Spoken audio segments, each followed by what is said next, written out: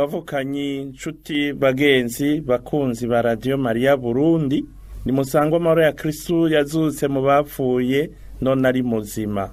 Turacabandanya twinovora akanyamuneza ka Pasika, aho turi muri rwa runani rw'iminsi 8 y'umushuhiro wa Pasika, n'uwa wa gatanu ukaburimwo. Kaze rero twumvirize kandi tuzirikana ijambo ry'Imana dusanga mu bisomwa vyategekanirijwe uyu munsi. Mu gisoma ca mbere tuzakumva ingene abatumwa ba Yezu baserukiwe na Petero bishura abahereza nkuka bakuru bari babafashe, babishura ko Yezu yazutse, bakavyemeza atabwoba kandi atakagaye, bibutsa bubisha yari yagiriwe nabo barongozi nyene. Dutangarira ubwo butwari buranga uwemera Yezu. Mu nkuru nziza naho twumva ingene Yezu amaze kuzuka yiyeretse abatumwa biwe bugira gatatu, akabiyereka bisubiriye mu mirimo yabo ya misi yose ya kera y'uburovyi, kugira ngo bamumenye vy'ukuri, gutyo bazoshingira intahe ico bemera atabwoba. Ivyo bisomwa nibi. Igisoma ca mbere tugikura mu gitabo cy'ibikorwa vy'abatumwa kigabane ca 4 kuva ku karongo ka mbere gushika ku ka 12. Turasamiriza izaburi 118. Inkuru nziza y'uyu munsi ni inkuru nziza yashikirijwe na Yohani kigabane c'21 kuva ku karongo ka mbere kugera ku ka 14. Kumvirize Mukama ayagire gihugu cabiwe. Ivyo dusoma mu gitabo cy'ibikorwa by'abatumwa. Ikimuga gicumbagira kimaze gukira, mu gihe Petero na Yohani bavugana n'abantu, harahejeje hashika abasaserdoti, umukuru w'abarinzi b'igisengero kumwe n'abasedusayo, bashavujwe nuko Petero na Yohani bariko barigisha igihugu bakibwira ko Yezu yizuye mu bapfuye. Buno nyene baca barabafata babaraza mu ngoyi kuko bwari bwije. Ariko benshi mu bari babumvirije baciye bemera, kandi bashika nk'ibihumbi 5 by'abagabo. Bukeye rero abakuru b'Abayahudi, abashingantahe n'abigisha bakoranira hamwe i Yerusalemu. Umukuru w'abasaserdoti Ana, Kayifa, Yohani na Alexandro, eka abo bose bo mu miryango y'abasaserdoti bakuru bari bahakoraniye. Barengutsa abatumwa rero bababaza bati, mbe ivyo mwebwe mwabigize kubuhe bukuru kandi kw'izina ryande? Petero rero yohejwe na mutima mutagatifu avuga ati, be n'intara namwe bashinga ntahe ntega amatwi, ko mbona uyu munsi mutwagiriza iciza twagiriye ikimuga, mukatubaza ico twagikirishije. Nimuje mwabimenya mwese n'igihugu c'Israeli cumve ko ico kimuga cakirijwe n'izina ry'umukama wacu Yezu Kristo w'i Nazareti, umwe mwebwe nyene mwabamba, Imana ikamuzura mu bapfuye. Iryo zina niryo ryakijije uyu muntu ahagaze imbere yanyu. Yezu niwe ryabuye mwebwe bubatsi mwari mwataye, ariko noneho ryabaye iryishimikiro. Bisubiye ngaha kw'isi, nta wundi muntu n'umwe yigeze yitwa izina rishobora kudukiza. Iryo ni ijambo ry'Imana.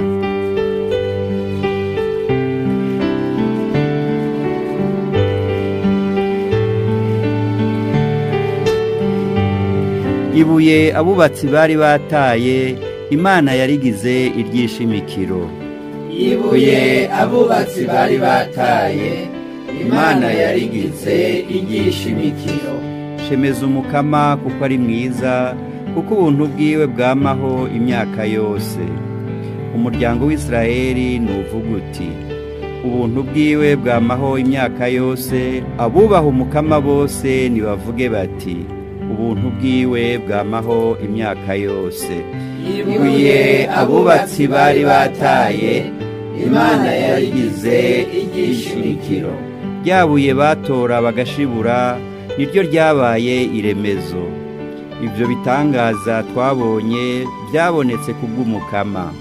nguyu umunsi umukama yagize, turanezerewe turahimbawe. ibuye abubatsi bari bataye, Imana yarigize igishimikiro. Dukize Mukama, dukize, duhe gutabaruka Mukama. Aragahezagirwa uwuje ku izina ry'Umukama. Turabahezagiye turi mu ngoro y'Umukama. Umukama Imana natumurikire. ibuye abubatsi bari bataye, Imana yarigize igishimikiro.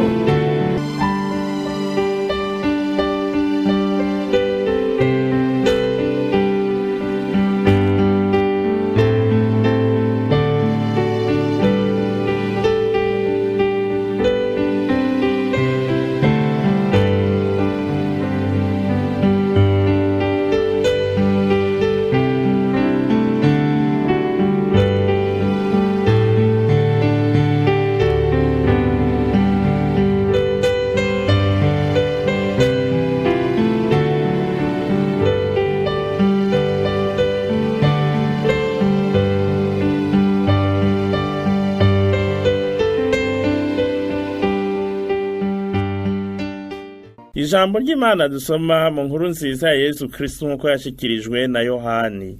Muri rya minsi Yesu yasubiye kwiyereka abigishwa biwe ku nkombe y'ikiyaga ca Tiberiyadi, nguko uko vyagenze. Simoni Petero, Toma bita Didimo, Natanayeli w'Ikana mu Bugarire, bene Zebede n'abandi bigishwa babiri bari kumwe. Simoni Petero ababwira ati ngiye kuroba. Bamubwira bati natwe turajanye. Baragenda rero baja mu bwato, ariko muri iryo joro ntaco baronse. Hamwe buhaye guca, Yesu aboneka ku nkombe, ariko abigishwa ntibamenya ko ari we. Yesu ababwira ati bana mwe ntatwo kurya mufise? Bamwishura batoyaye. Ababwira rero ati terera urusenga iburyo bw'ubwato muraronka. Bararuterera, bica birabankira ku rukwega kubera ifi sinzi. Wa mwigishwa Yesu yakunda niko kubwira Petero ati n'Umukama. Simoni Petero yumvise ko ari Umukama, aca arakenyera impuzu uko yari gusa, araheza yisuka mu kiyaga. Abandi bigishwa bari hafi y'inkombe nk'imetero 200 gusa, baza mu bwato bakwega urusenga n'ifi. Bashitse imusozi babona umuriro w'amakara uri kw'ifi n'umukate. Yesu ababwira ati zana zimwe muri izo fi murovye. Simoni Petero asubira mu bwato akwegera imusozi wa rusenga rwuzuye ifi nini nini 153. Kandi naho zari nyinshi gutyo urusenga ntigwashwanyutse. Yesu ababwira ati ingo mwikura ubucugu. Nta n'umwe mu bigishwa yubahuka kumubaza ati urinde, kuko bari bazi neza ko ari Umukama. Yesu aregera, yakira umukate, arawubagaburira n'ifi atyo nyene. Uko niko Yesu yabimenyesheje ubugira gatatu amaze kuzuka mu bapfuye. Twakire kandi tuzigame iriyazo na Kristo.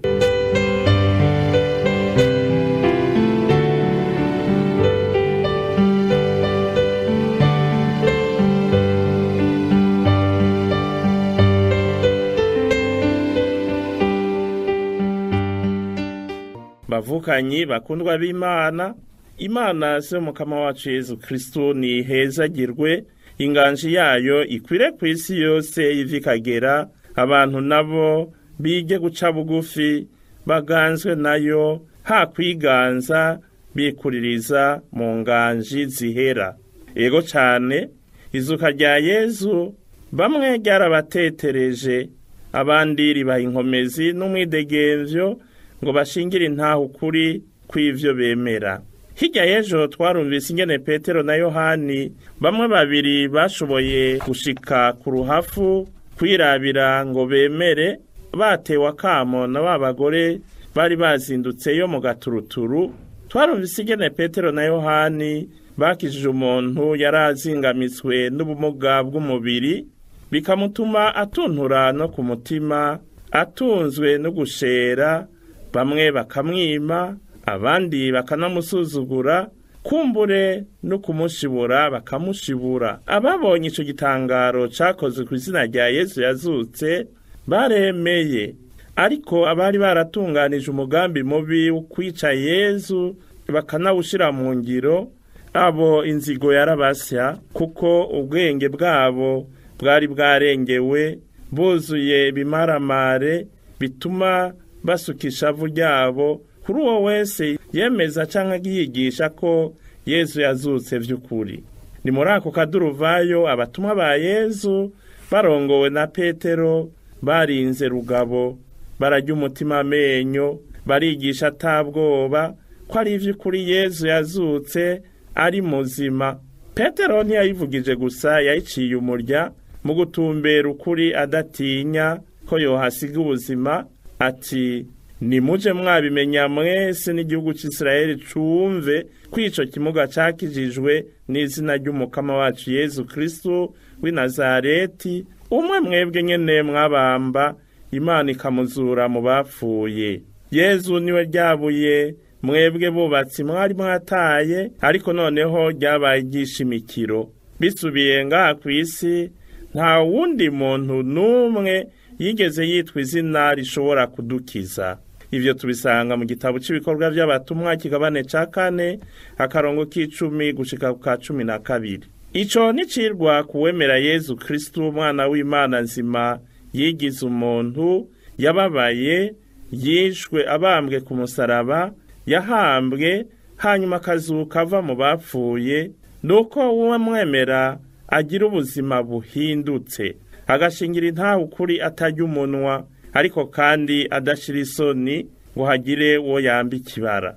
Abatumwa biwe bararonse umwanya munini wo kubana nawe ataca abahisha, ariko ukwemera kwabo ntikwamye gutonganutse, bagiye baragwa bavyuka, umuco w'umukama umaze kubaboneshereza ngo batere intambwe. Nivyo twumvise mu nkuru nziza, hamwe Yesu yababonekera bugira gatatu, akabasanga ku kivi mu mirimo yabo ya misi yose. Twovuga ko batari bakirajwe ishinga n'ivyabaye, bari barajwe ishinga n'umwuga, bakorana umwete n'ubuhinga. Tuvuge tuti bibagiye n'ingoga, canke kwari kugira ngo babe bariyibagiza ivyo bari babonye. Naho bari bakoresheje ubuhinga bujanye n'uburovyi bari bamenyereye, naho igihe n'ibirere vyari bimeze neza ngo hari mwijoro, ntaco bahatoye nk'uko bahora, ari naco gituma bari batangaye kandi bihebuye. Yesu yabasanze muri ayo kandi yaraho, ariko nta n'umwe yabica n'ikanda, nanone sico cari kibahanze, na cane cane ko nabo nyene vy'izuka batari bwabitahure nk'abandi bantu bose. Mu buzima busanzwe bwa misi yose, Yesu niho abiyerekeye, ababwira ico bakora ngo babone gutunganirwa, abahaye itegeko. Nibaryubahiriza bakarikurikiza, ubuzima buragaruka. Bitwibutsa ko no mu isezerano rya kera Imana yahaye itegeko abantu, ibahishurira ko barikurikije bazobaho, bagavye naho bakugururira urupfu rucacurirwa no kubura akanyamuneza. Bamaze kurangura ico abategetse, ubuzima bwaciye bugaruka, kuko baronse ifi isinzi batari biteze, kandi n'igihe kitari kibereye ngo hari mu gaturuturu. Umuco wari umaze gutamanzura, umuco wari umaze gutangura kwibonekeza. Murumva ko kitari igihe ciza. Igihe ciza barabuze, ariko mu gihe batari biteze niho baciye baronka, maze akanyamuneza karagaruka. Icigwa nuko Imana yerekanira ubushobozi bwayo aho ishakiye n'igihe ishakiye yonyene. Aho abantu bihebuye niho igaragariza ububasha bwayo butananirwa, maze ibintu bikaja mu buryo. Ahari umwivira hakagaruka umwizero, ahari ukwihebura hakaza umwizero.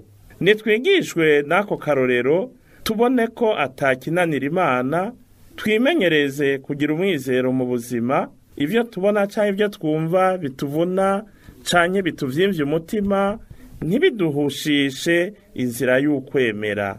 Kuwemera vyose birashoboka. N'uwo yamaze gufyirifyitira ku mutima kubera akabakora yisubiriza, ntiyihebure, ntiyitura Imana mu kuri, nayo ntizobura kumurekurira, kuko Imana iraba kubu k'umuntu. Ngiki rero ca gihe kiroranye, nguyu wa munsi w'ubukiriro kuri wewe, ry'umutima amenyo ugaruke ku Mana, ugaruke mu kuri. Bavukanyi, nkuko twavyumvise, kandi ngo ifi barovye naho zari nyinshi bisa n'ibirengeye ubushobozi bw'urusenga barobesha, ngo urusenga ntigwashwanyutse.